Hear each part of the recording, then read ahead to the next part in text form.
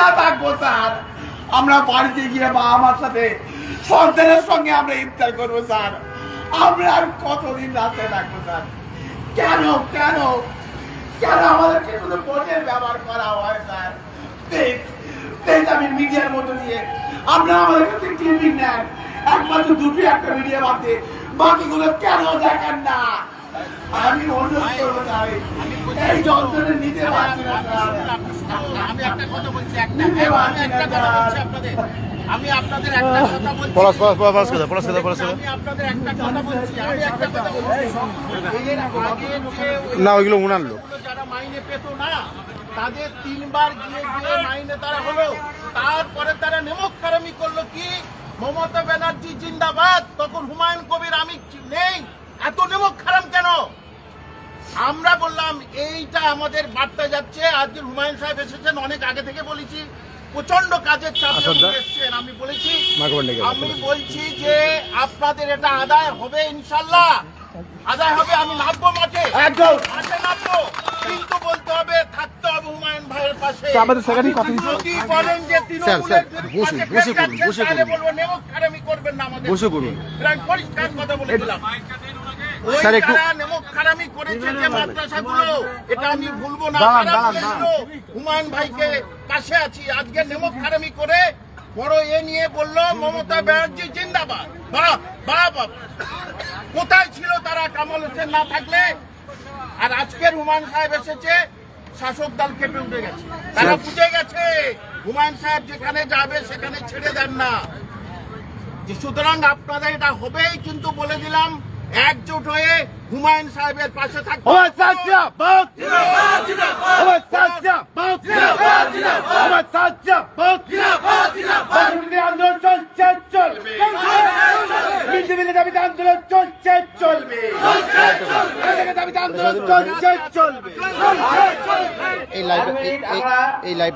আমাদের মঞ্চে পেয়েছি হুমায়ুন সাহেবকে, বহু প্রতীক্ষিত, আমরা বহুবার আবেদন নিবেদন করেছি।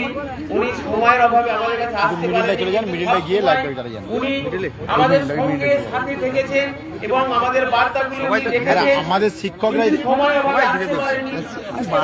করেছিলাম আপনাদের, আমাদের লাইভ হচ্ছে, জানান আমি দেখে বলছি লাইভ। আজকে আপনি এনাদের সাথে কথা বললেন, এনাদের দাবি শুনলেন? বা এনাদের ন্যায্য দাবি, এই যে শিক্ষকরা এতদিন 62 দিন ধরে এই রাস্তায় পুরো মিডিয়া যে সম্মানিত ভাতা, যে সরকারি শিক্ষার্থী যে মাদ্রাসা আনএডেড করে রাখা হয়, এই আন কথাটা উগ্র করে দিলে এনারা অনেক সম্মান পাবেন, সম্মানিক ভাতাটাও বাড়বে, অন্তত পক্ষে 12,000 15,000 টাকা ওনারা শিক্ষকরা অনারিয়াম পেতে পারেন। পাশাপাশি যে 45 থেকে 50,000 যে ছাত্রছাত্রী রয়েছে তাদেরও মিড ডে মিলটা অন্তত পক্ষে সরকার দিতে পারে। কিন্তু মমতা ব্যানার্জি এত মিথ্যাচার করেন মানুষের উপরে, সে শুধু মুসলিম বলে না, শুধু মাদ্রাসা বলে না, প্রত্যেকটা ক্ষেত্রে বাংলার মুখ্যমন্ত্রী মানুষের সঙ্গে প্রতারণা, মিথ্যাচার, নাটক মঞ্চস্থ করেন। মুখে তিনি মা মাটি মানুষের নেত্রী বলেন, কিন্তু কার্যক্ষেত্রে কোনো তার দলের মন্ত্রীদের সঙ্গে 5 মিনিট কথা বলার তার সময় নেই। তিনি 20 মে 2011 যেদিন বাংলার মুখ্যমন্ত্রী হয়েছিলেন, তিনি নিজে বলেছিলেন যে তার কালীঘাটের বাড়িতে আম আদমি মানুষের সঙ্গে তিনি প্রত্যেক সানডেতে বা প্রত্যেক রবিবারে দেখা করেন। আজকে 14.5 বছর অতিক্রান্ত হয়েছে, আম আদমি তো দূরে থাক, তার দলের এমএলএরা কদিন তার সাথে কথা বলতে পেরেছে। আমি এখনও সাসপেন্ড বিধায়ক, কিন্তু তৃণমূলের জোড়া ফুলে জেতা একজন বিধায়ক। আমাদের কোনো কথাই মমতা ব্যানার্জি শোনার সময় নেই।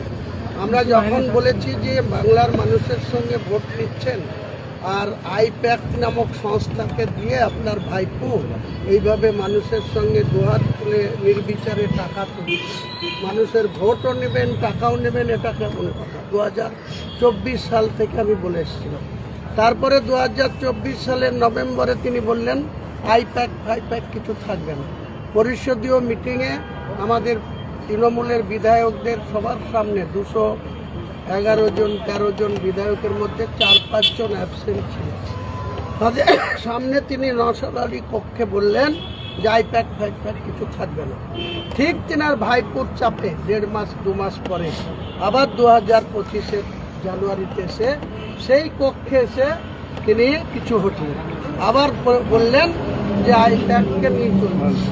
তাহলে আজকে আইপ্যাকে যখন ইডি রেড হচ্ছে, তিনি নিজে ক্ষমতায় বসে থেকে সাংবিধানিক সর্বোচ্চ চেয়ারে বসে থেকে তিনি কলকাতার পুলিশ কমিশনারকে, ডিজিপিকে, আরও আইপিএস অফিসারদেরকে সঙ্গে নিয়ে তিনার ফাইল চুরি করতে যাচ্ছে, ফাইল ক্ষমতা দেখি ছিনিয়ে নিয়ে আসছে।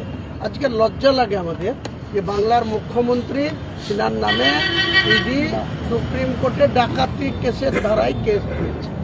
এর থেকে লজ্জাস্কর আর কি হতে পারে? বাংলার মুখ্যমন্ত্রী, এর আগে বাংলার মুখ্যমন্ত্রী ডক্টর বিধান রায়, অজয় মুখার্জি, সিদ্ধার্থ শঙ্কর রায়, জ্যোতিবাবু, বুদ্ধবাবুরাও ছিল।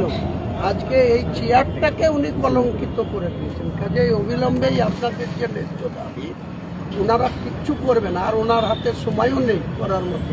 উনি ইচ্ছা করলে কালকেই তিনি তুলে দিতে পারেন, আন কথাটা উগ্র করে দিতে পারেন, তাহলে আপনাদের সমস্যার সমাধান হয়। একদম। কিন্তু এত একগুঁয়েমি মহিলা, এত জেদি মহিলা, এত অহংকারী মহিলা যে উনি একটাই পোস্ট, বাকি সব ল্যাম্প পোস্ট ভাবে। আমাকে বিধানসভায় যখন মমতা ব্যানার্জিকে বিরোধী ব্রেঞ্চ থেকে চোর চোর স্লোগান দেওয়া হচ্ছে, স্পিকার মহোদয় যখন তাদের থামাতে পারছে না, আমরা লবিতে নেমে তার প্রতিবাদ করতে গিয়েছিলাম। আমাকে তিনি ধমক দিয়ে বসিয়ে দিচ্ছেন, হুমায়ুন আমি একাই 100। আমি তাই মমতা ব্যানার্জিকে জানান দিতে চাই, আগামী দিনে আপনি একাই জিতবেন।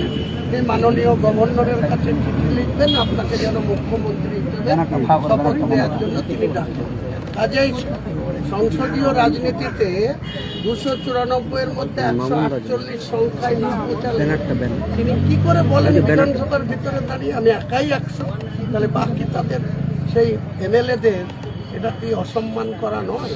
কাজেই মমতা বন্দ্যোপাধ্যায় যে অহংকার বা যে দাম্ভিকতা, তিনি কথায় কথায় বলেন উনি নাকি কোনো স্যালারি নেন না। এত দামি সেলফোন কোথা থেকে আসে?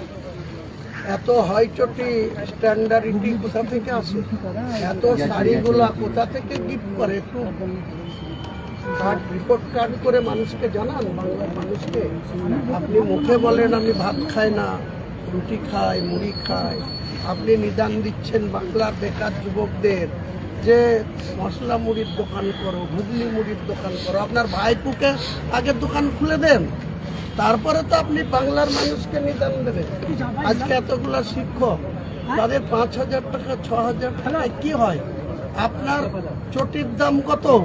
ওই চটি প্রতিদিন যে পরে বেড়ান, সকাল সন্ধ্যায় এক একটা নতুন হয় চপ্পল পরে বেড়ান, নাটকবাজি করেন, ওই এক একটা চটির কত করে দাম আমাদের জানা আছে। বেশি আপনি মুখ আর মুখোশ আপনার আলাদা। আগামী বাংলায় এই ভাইদের বলবো অবিলম্বে এই শিক্ষকদের আন কথাটা আপনি উগ্র করে দিয়ে এনাদের মর্যাদা দেন, আর তা নাহলে আর আপনি এই সুযোগ থেকেও আপনি বঞ্চিত হবেন। কারণ বাংলার আগামী দিনে ভোটের পরে আপনার কাছে আর মুখ্যমন্ত্রীর কুর্সি ফেরত আসবে না।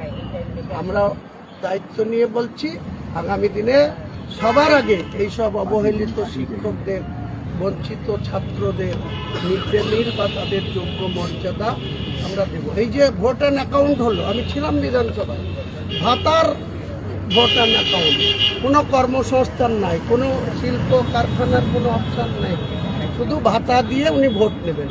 এই যে আবার যুবশ্রী না কি একটা নতুন করে যুবসাথী প্রকল্প নিয়ে কি বলবেন? লাইন দেখা এই তো যাচ্ছে, লাইন দিচ্ছে বেকার যারা ডবল এম এ পাস, মানে শিক্ষিত যুবক, তাদের কি করবে? তারা এই 1,500 টাকা পাওয়ার জন্য তারা ফর্ম ফিল আপ করতে গিয়ে, গতকাল আমি চোপড়ার পাশাপাশি ছিলাম করণদিঘি, দেখলাম যে সাংবাদিক বন্ধুরা আমাকে এসে বলল, একবার তাদেরকে প্রেস রাইট দিলাম, তার 2 ঘন্টা পরে বলছে যে আর একটা আপনার কাছে করতে হচ্ছে কি, তো বলে চোপড়াতে বেকার যুবকরা ফর্ম ফিল আপ করতে গিয়ে পুলিশের লাঠি।